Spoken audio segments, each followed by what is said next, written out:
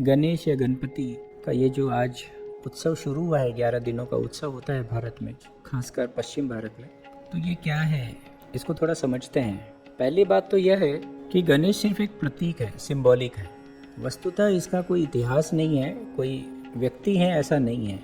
अगर हम ये मान लें कि ये एक प्रतीक है तो हमारी बहुत सारी जो गलत धारणाएं हैं, जो वैज्ञानिक दृष्टिकोण से हमें ठीक नहीं लगती है, वो सब गिर जाएंगी। जैसे भारत माता, अब भारत माता का मंदिर है। अब भारत माता कौन है? एक प्रतीक है। भारत एक देश है, तो हमने अपने प्रदेश को, देश को माता माना है, तो भारत माता। तो हमने मंदिर भी बना लिया, एक माता की मूर्ति भी बैठा दी उसमें, अब वो भारत माता हो गई। तो ये प्रतीक की बात है। प्रतीक भी अनेक अनेक हैं। उसका कारण ये है कि वैदिक संस्कृति बहुत पुरानी और बृहद बड़ी है। सबने अपने अपने ढंग के प्रतीक बना लिए। एक ही बात के कई प्रतीक हो गए। जैसे एक उदाहरण के लिए कहूँ, एक दंत। जैसे जो गणपति जी हैं, आपने उनका देखा होगा कि एक जो दांत है वो टूटा हुआ है, इसीलिए उनको एक दंत भी कहते हैं। तो ये जो दांत टूटा हुआ है, ये भी एक प्रतीक है। कोई सत्य घटना नहीं है कि उनका कोई दांत टूट गया या फिर किसी ने तोड़ दिया। पर अगर हम देखें तो अलग अलग ग्रंथों में हमें अलग अलग उल्लेख मिलता है इसका। महाभारत में ऐसा उल्लेख है कि जब उन्होंने महाभारत लिखना शुरू किया तो उनका जो पेन है वो टूट गया, तो उन्होंने अपना एक दांत जो है वो तोड़ लिया और उसी को पेन बना लिया और अविरल लिखते गए। तो ये एक रूपक बात है, एक मैसेज देने का है, अपने आप को जो है निछावर करना होता है।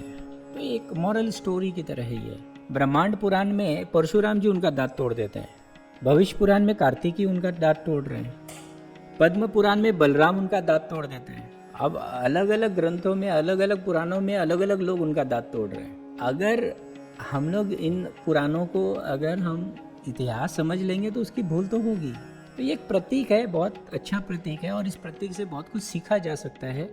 इसको अगर इस तरीके से लें तो हमारे लिए बहुत उपयुक्त होगा ये प्रतीक। एक प्रतीक और है कि वो चंद्रदेव जो हैं वो हंस रहे थे क्योंकि वो चूहे की सवारी कर रहे थे, उनको गुस्सा आ गया, फिर उन्होंने अपने एक दांत तोड़ा और उस पर फेंक दिया, और इस तरीके की बहुत सारी बातें हैं।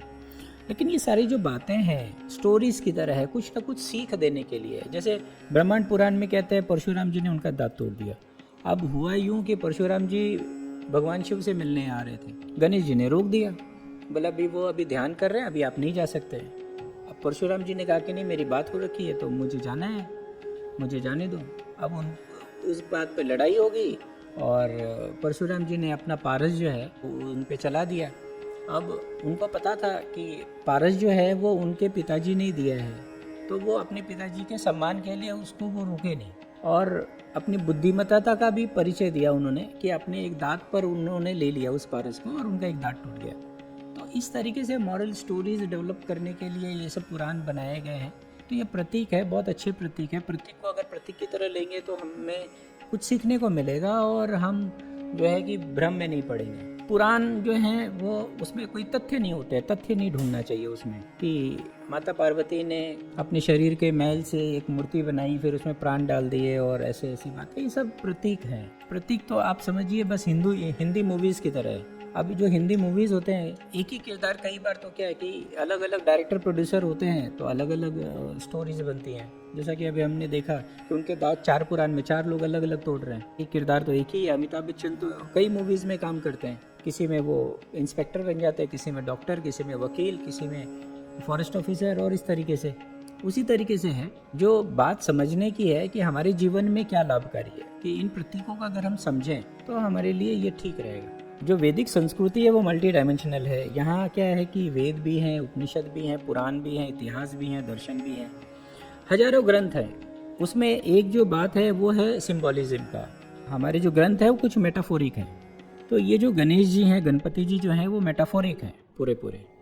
इसमें कोई तथ्य नहीं ढूंढेंगे तो हमें कुछ बात समझ में आएगी। कुछ लोग तो, विदेशी लोग तो देख के हंसते हैं, शरीर पे हाथी का सर है। हम हंसते तो नहीं है, लेकिन मन ही मन जानते हैं कि ये सब क्या है।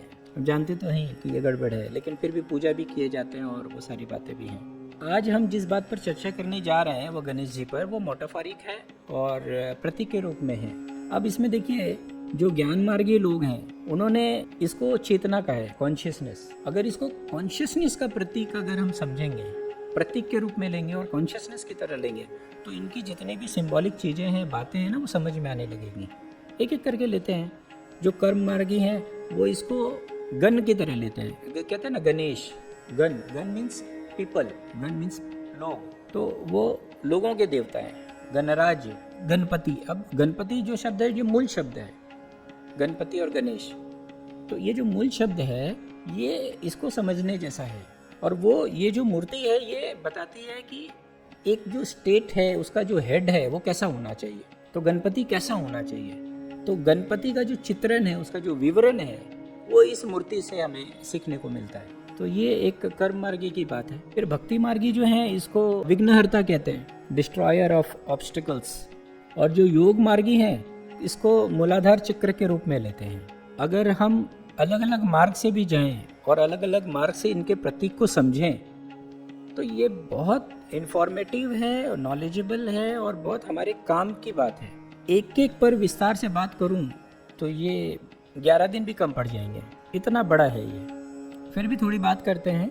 मुझे जो सबसे ज़्यादा महत्वपूर्ण लगा वो मैं बताता हूँ कि वो कर्म मार्गी या प्रवृत्ति मार्गी हैं। गणेश या गणपति मूल नाम है, यानी ये गण के देवता हैं, यानी गणराज्य के देवता। हम जो अभी जिस गणराज्य में है, रिपब्लिक ऑफ इंडिया, ये हमको 1947 में मिला। और जो डेमोक्रेसी की बात हम कर रहे हैं आज, तो ये डेमोक्रेसी भारत को तो 1947 में मिला। और अगर पूरी दुनिया को भी देखें तो डेमोक्रेसी का जो इतिहास है वो 200-300 साल पुराना है, उससे ज़्यादा नहीं है। लेकिन हमारे पुराणों में, हमारे ग्रंथों में इसकी जो कल्पना है, इसकी जो बात है वो हजारों साल पुरानी है। और ये गणपति से शुरू होती है। गणपति जो है वो गणराज्य के देवता हैं। पहले क्या है कि बहुत गणराज्य हुआ करते थे। हमें महाभारत में उल्लेख मिलता है 18 गणराज्य का। हाँ, जैसे काशी, कोशाला, अंग, मगध, मल्ला, कुरु, पंचाल, विराट, इस तरीके से बहुत गणराज्य थे। गणेश जी जो हैं, गणपति जो हैं, वो प्रतीक है कि एक गणराज्य का प्रतीक, प्रतिनिधित्व करने वाला व्यक्ति वो कैसा हो, उसको समझाने के लिए इसकी उत्पत्ति हुई है, उसको बताया गया है। हमारी जो इंद्रियां हैं वो 5 इंद्रियों की बात कर रहे हैं। तो ये पांचों इंद्रियां जो है, उसके अलावा ज्ञान इंद्रियां हैं, कर्म इंद्रियां हैं, उभय इंद्रियां हैं और अंतःकरण भी हैं। तो ये जो ज्ञान इंद्रियां हैं ये 5 है, आँख, नाक, कान, जीभ और त्वचा। ये पांचों जो है वो सर पे होता है हमारे, है ना। तो वो प्रतीक ये बताता है कि जो हमारा गणराज्य का जो पति होगा, यानी गणपति होगा, उसका अपना सर नहीं होना चाहिए जैसा है मनुष्य का। अब हम धीरे धीरे थोड़ा थोड़ा समझें इस बात को। तो उन्होंने क्या किया कि जो हाथी का सर लगाया, क्योंकि हाथी जो है उसका सर सबसे बड़ा होता है और उसके जो कानेंद्रियां हैं ना वो बड़े प्रतीकात्मक हैं। अब आप एक एक करके देखें कि हाथी का जो आँख है शरीर के तुलना में बहुत छोटी होती है। तो वो ये कहते हैं कि भाई दूसरे को कम देखना चाहिए, अपने आप को ज़्यादा देखना चाहिए। हाथी के जो नाक है यानी सूंड, ठीक है, वो बहुत एक्सटेंडेड है, सिर्फ हाथी का ही एक्सटेंडेड है और किसी भी प्राणी का नहीं है।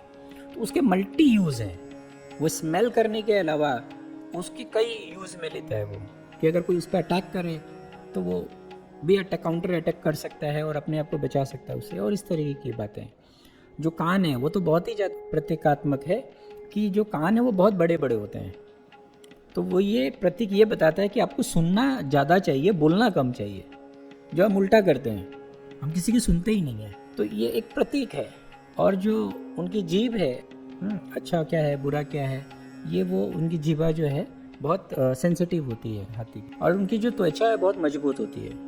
तो ये सारी चीज़ें हैं कि एक गणराज्य का जो पति है वो ऐसा होना चाहिए, यानी स्टेट का हेड जो है उसको ऐसा होना चाहिए, ये बताने के लिए कि मजबूती जो है राष्ट्र की मजबूती होनी चाहिए।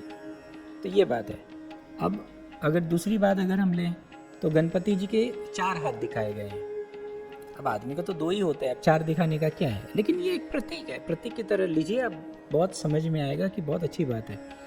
तो पहले हाथ में क्या है, पहले हाथ में पारस है, एक्स। इस बात का प्रतीक है कि जो स्टेट का हेड है उसको एनालिटिकल होना चाहिए, चीज़ों को वो एक्सपर्टाइज करके स्पेशलाइज्ड करके देखे। ये कब होता है? जब हम किसी चीज़ों को तोड़ के छोटे छोटे रूप में समझने जाते हैं, एनालिटिक होते हैं, तब हमें समझ में आती है ना कोई भी बात। तो हमें एनालिटिकल होना चाहिए सबसे पहली बात। अब देखिए, जो दूसरा हाथ है उसमें रस्सी है दूसरे हाथ में। अब एक हाथ में फरसा है, दूसरे हाथ में रस्सी है, तो विरोधाभास लगता है। अब ये रस्सी क्या है? रस्सी किस बात में है? कि पूरे राज्य को आपको एक सूत्र में बांध के रखना है, पूरी जनता को आपको एक सूत्र में बांध के रखना है। आपको हिंदू मुस्लिम नहीं करना है, आपको बिहारी बंगाली नहीं करना है, आपको पंडित शूद्र नहीं करना है, बल्कि आपको क्या है कि एक सूत्र में बांध के रखना है। तो ये एक प्रतीक है। तो तीसरा जो है, उनके हाथ में पद्म है, यानी लोटस। पद्म का जो विशेषता है वो ये है कि वो खराब जल में जो है अपने आप को खिला लेता है, यानी विपरीत परिस्थितियों में भी जो है कि वो फूल खिलता है। तो ये जो राज्य है, एक राजा के लिए तो दलदल समान ही है, तो उस दलदल में भी वो खिला रहे और अपने आप को जो है सुगंधित रखे, अपनी सार्थकता को बचाए रखे। तो ये उसका प्रतीक है। चौथे हाथ में मोदक है। मोदक यानी मिठाई। तो राजा को चाहिए कि वो मिठाई बांटे अपनी प्रजा को, न कि उनसे कुछ छीने। आजकल तो सरकार सिर्फ टैक्स के लिए जानी जाती है। तो ये जो चार हाथों में जो चार चीज़ों का प्रतीक है, ये प्रतीक है। तो एक अच्छे स्टेट का हेड कैसा हो, उसके लिए गणपति की मूर्ति बहुत समझने जैसी है। इसी तरीके से पेट बड़ा है, लंबोदर बोलते हैं उनको। तो वो क्या है कि हमारी जो देश की जो सीक्रेट्स हैं उसको वो बनाए रखे। अब देखिए, वो पेट बड़ा होने का ये सिंबॉलिक ये है कि उसको वो बनाए रखे। दूसरा सिंबॉलिक ये भी है कि खजाना है, तो उसको उसकी सुरक्षा करिए। बड़ा खजाना होना चाहिए। प्लस पेट पे आप देखिए सांप दिखाते हैं कि सांप है। उनका जो सांप है, जैसे शंकर जी का सांप कहाँ होता है? गले पे होते हैं। गणेश जी का सांप कहाँ होता है? उनके पेट पर होता है। क्यों? तो वो खजाना है, खजाना की रक्षा करें। तो अपने देश के खजाने की रक्षा करनी है, खजाना बड़ा रखना है। अब चूहा है, चूहे की सवारी करते हैं, तो ये क्या कारण है? अब देखिए, सांप है और चूहा है, ये विपरीत बात है। तो एक तो क्या है कि सबको जो संभाल के रखे वो है गणपति, माने सांप को भी चूहे को बैलेंस करके रखें और दो सबको साथ में रखें। क्योंकि गण का मतलब होता है पीपल। पीपल अलग अलग तरीके के होंगे, सबको संभाल के रखना, इकट्ठे करके रखना, यही तो काम होता है एक राजा का। तो वो गणपति जो है इस बात के प्रतीक है। और वैसे भी हमारा जो हमारा फार्मर्स जो है वही एक इंडस्ट्री थी उस समय, तो जब ये प्रतीक बना। तो जो चूहा होता है वो दो काम करता है। एक तो क्या, सॉइल को फर्टाइल करता है पहले, और उसके बाद जब लेकिन आ जाए तो वो खाने भी लग जाता है, तो उससे भी बचाना होता है। तो चूहा होना भी चाहिए, और चूहा बर्बाद नहीं करे खेत, उसकी व्यवस्था भी होनी चाहिए। तो सांप भी है। इस तरीके से ये सारी बातें प्रतीकात्मक हैं। इसमें कोई तथ्य ढूंढने अगर आप निकलेंगे तो आप हंसेंगे, और लेकिन प्रतीकों से, अच्छे प्रतीक और अच्छी सीख से जो है ना, आप दूर हो जाएंगे। आज बस यही कहूँगा कि इसको अगर हम एक अच्छे प्रतीक की तरह लें, तो गणपति की जो मूर्ति है, गणपति जी के जो बाकी बातें हैं, उनसे हम बहुत कुछ सीख सकते हैं, और वो चीज़ें हमारे जीवन में बहुत रूपांतरण ला सकते हैं। ये तो मैंने आपको एक बात बताया। आपने देखा होगा कि हम जीवन में कुछ भी शुरू करते हैं तो किस बात से शुरू करते हैं? ओम श्री गणेशाय नमः। कुछ भी करें तो वो कोई भी काम जब हम शुरू करते हैं तो इनका नाम क्यों लेते हैं? यानी हम कॉन्शियसनेस को लाना चाहते हैं, चेतना को।